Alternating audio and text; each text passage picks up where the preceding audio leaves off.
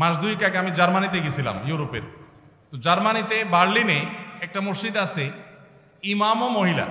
ইমাম কি? মহিলা।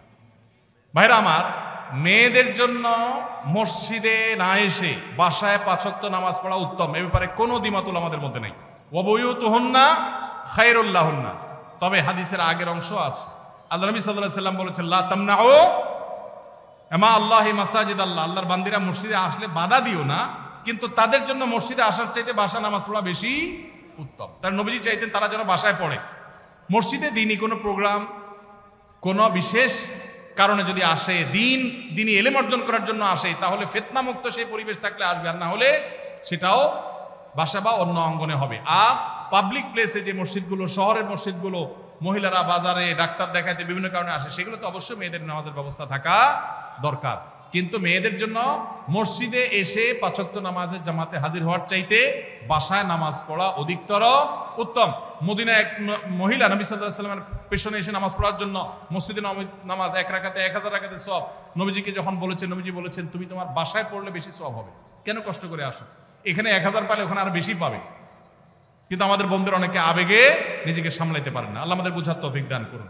তাহলে মেয়েদের বাসায় নামাজ পড়া উত্তম, কিন্তু শহরে পাবলিক প্লেসে মেয়েদের নামাজের জায়গা না থাকার কারণে বহু পর্দানসীন, বহু নামাজি মেয়েরা ওয়াক্ত চলে যায়, নামাজ পড়তে পারে না। ডক্টর খন্দকার আব্দুল্লাহ জাহাঙ্গীরুল্লাহ বলতেন, আমাদের মা বোনরা বাসায় অবস্থান করবে, প্রয়োজনে বের হবে, এটাই শরিয়ার নির্দেশ। কিন্তু আমাদের মা বোনরা যে কোনো কারণে বাইর হয়ে গেছে, এখন যদি বলেন যে নামাজ পড়তে দিব না, বাসায় যাওয়া ছাড়া পড়বে না, তাহলে কাজা হবে, তাহলে সেটা তো তার জন্য ক্ষতি করবে। এই জন্য ব্যালেন্স আমাদেরকে শিখতে হবে। তো মহিলাদের জন্য আলাদা মসজিদ করার, পৃথক মসজিদ করার কোনো নজির শরিয়াতে নাই, কোনো আলেমের কোনো মত এর সপক্ষে নাই। এটা সারাসর ফিতনা, যদি কেউ করে না জায়েজ হবে। মানুষ মারা গেলে পাশে বসে কোরআন তেলাওয়াত, খাবার আয়োজন করার বিধান কি? মানুষ মারা গেলে 40 3 দিন আর 7 দিন মানুষ ডাইকা খাওয়ানো, এটা বিদআত। আর মানুষ মারা গেলে তার পাশে বসে কোরআন তেলাওয়াত করাটাও সুন্নাহ সম্মত কোনো কাজ নয়। আমাদের দেশে মানুষ মারা গেলে লাশটাকে মাটিতে বা খাটে রেখে চারপাশে হাফেজ সাহেবদেরকে এনে কোরআন তেলাওয়াত করানো হয়, এটা শরিয়া সম্মত কোনো কাজ নয়। কেন? কোনো মানুষ মারা যাওয়ার পরে কি কি করতে হবে শরীয়তে বলা আছে না নাই? আছে না নাই? মুর্দার লাশের চারপাশে বসে কোরআন তেলাওয়াত করতে হবে, এরকম কোনো হাদিস তো আমি পাইনি। এটা কোত্থেকে আসলো? কোরআন তেলাওয়াত যে করবে তার লাভ হবে। আল্লাহ কোরআনে বারবার বলেছেন, আল্লাইসাল ইনসানে ইল্লা মা সাআ, যে যেটা করবে সে সেটা পাবে, যিনি তেলাওয়াত করছে তার সওয়াব হবে। মুর্দার কোনো লাভ নাই এখানে তেলাওয়াত করলে। আর যদি বলেন যে কোরআন শোনাচ্ছি, তাহলে ওমা আনতা বিমুসমিউম মান ফিল কুবুর, আপনি তেলাওয়াত শোনাবেন জীবিত মানুষকে, মৃত মানুষকে তেলাওয়াত শুনিয়ে কোনো ফায়দা হবে না। এর সওয়াব হবে জীবিত অবস্থায় শুনলে। এই লোকটা জীবিত অবস্থায় শুনলে সওয়াব পাইতো, মারা গেছে, এখন তার সামনে কোরআন তেলাওয়াত করলে প্রতি অক্ষরে 10 নেকি, এমন কোনো কথা নাই। এজন্য এইটা দূর হওয়া দরকার। বিশেষ করে এখানে যারা মুর্দার চারপাশে এই যে গোল হয়ে কোরআন তেলাওয়াত করে, এরা সবাই টাকা নেয়। তেলাওয়াতের বিনিময়ে টাকা গ্রহণ করা সারাসার হারাম। যে দেয় সেও হারাম করে, যে নেয় সেও হারাম করে। খতমের নাম দিয়া অনেক এলাকাতে এখনো অনেকে হারাম কাজ করছেন, তাদের আল্লাহকে ভয় করা উচিত। ইন্নী ওয়াজ্জাহাতু ও নাওয়াইতুন পড়ার কোনো দলিল আছে কিনা? দলিল আছে ভাই? ইন্নী ওয়াজ্জাহাতুনের দলিল আছে? ইন্নী ওয়াজ্জাহাতু ওয়াজহাল্লাযী ফাতারাস সামাওয়াতি ওয়াল আরদা হানিফা মা আনা মিনাল মুশরিকিন লা শারীকা লাহু ওয়া বিযালিকা উমিরতু ওয়া আনা আউয়ালুল মুসলিমিন। আরো লম্বা আছে, এটা দোয়ার প্রথম অংশ বললাম। এটা আমাদের নবী করিম সাল্লাল্লাহু আলাইহি সাল্লাম পড়তেন নামাজ শুরু করার পর, তাকবীরে তাহরিমা বাঁধার পর সানার জায়গাতে। সানার জায়গাতে আমরা একটা দোয়াই ছোটবেলা মুখস্থ করছি, আর যাই না, সেটা হলো সবচেয়ে ছোটটা। সানার মধ্যে 3টা সানা প্রসিদ্ধ হাদিসে আছে। এর মধ্যে একটা হলো আল্লাহুম্মা বাঈদ বাইনি ওয়া বাইনা খাতায়ায়া কামা বাআদতা বাইনাল মাশরিকি ওয়াল মাগরিবি, এটা একটা সানা।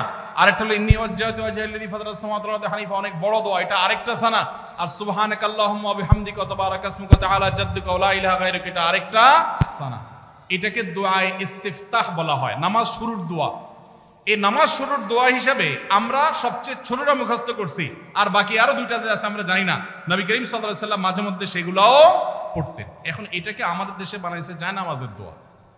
ভাই, নবীজির সময় কি জায়নামাজ ছিল? দোয়া আসলো কোত্থেকে? জায়নামাজে তো ছিল না, দোয়া আসলো কোত্থেকে? তো জায়নামাজে দাঁড়ানোর কোনো দোয়া নাই। দোয়া আছে কিসের ভাই? নামাজ শুরুর। ইন্নী ওয়াজ্জাহতু হলো নামাজ শুরুর দোয়া, ওইটা লাগাইছে নিয়ে কোথায়? জায়নামাজে। জানাজার দাঁড়াবে আলাদা কোনো দোয়া নেই। আর নাওয়াইতুয়ান যে দোয়া, ওইটা তো আসলে কোনো জাল হাদিসেও নেই, কোনো জাল হাদিসেও নাই। আলহামদুলিল্লাহ, এটা এখন মানুষ বুঝে গেছে। মনে মনে আমরা নিয়ত করছি, কোন নামাজে পড়ছি, নামাজের নিয়তে তাইন করছি, আমি জোহর পড়তেছি ফরজ না সুন্নত পড়তেছি, এটা আমার মাথায় আছে। এই নিয়তের ইস্তেহজার এটাই যথেষ্ট। মুখে নাওয়াইতুয়ান উচ্চারণ করা এটা জরুরি না, বরং এটাকে কেউ নামাজের পাঠ মনে করে বেদাতে লিপ্ত হওয়ার আশঙ্কা আছে। একসময় মানুষ অনেকে বলতো নামাইতুয়ান এখনো মুখস্থ হয় না, এই জন্য নামাজ পড়ে না, এর কারণে সে গুনাহগার হবে। মসজিদের ভিতরে প্রথম কাতারের সামনে দেয়ালের ওই পাশে লাশ রেখে সালাত আদায়ের দলিল চাই। বাবারে সব দলিল চাচ্ছে দেখি। দেখেন, মসজিদে যখন জানাজার নামাজ হবে তখন লাশ মসজিদে ঢুকাবে না। কেন? কারণ লাশে রক্ত, পুজ, পানি ইত্যাদি থাকতে পারে, মসজিদ নাপাক হবে। সেজন্য মসজিদকে পরিচ্ছন্ন রাখার প্রয়োজনে লাশটাকে পশ্চিম পাশে রেখে তারপর জানাজা পড়া হয়। কিন্তু এইটা সুন্নাহ না। সুন্নাহ কোনটা? সুন্নাহ হলো মাঠে জানাজা নামাজ পড়া। এই সুন্নাহ মুর্দা হয়ে গেছে। কোনো কারণ ছাড়া গ্রামের মসজিদে এই কাজটা করা হয়। এই সুন্নাহটা জিন্দা করার জন্য আমাদের উলামাদের কাজ করতে হবে, ভাইদের কাজ করতে হবে। চেষ্টা করা যাবে না ইনশাআল্লাহ? ফরজ নামাজ হয়ে যাবে, বাইরে এসে জানাজা নামাজ পড়বেন। আমি যেখানে জুমা পড়ে আলহামদুলিল্লাহ এভাবে আমি জানাজা নামাজ পড়ি। আমি সারা জীবন যেখানে যে মসজিদে গেছি আমি চেষ্টা করেছি এই সিস্টেমটাকে জিন্দা করার, সুন্নাত জিন্দা করার। আরেকটা সুন্নাত আমাদের জিন্দা করতে হবে, সেটা হলো ঈদের নামাজ মসজিদে পড়া সুন্নাত না মাঠে পড়া সুন্নাত? ঈদের আনন্দই মাটি হয়ে গেছে, পোলা বলেন এখন মসজিদে মসজিদে ঈদের নামাজ পড়ে। আমি আমার শৈশবের কথা মনে পড়ে, একটা ঈদগাহ ছিল আমাদের পুরো ইউনিয়নে, অনেক দূর থেকে সেখানে যেতাম, যে আনন্দ পেতাম। এখন ঘরে ঘরে মসজিদে মসজিদ ঈদের নামাজ। কেন? কারণ কেউ কারোর মানতে চায় না। আরেকজন ঈদগাহে গেলে তুমি নিজের মাতবরি থাকে না, জন্য সব মসজিদ আলাদাই মাতবরি করতে চায়।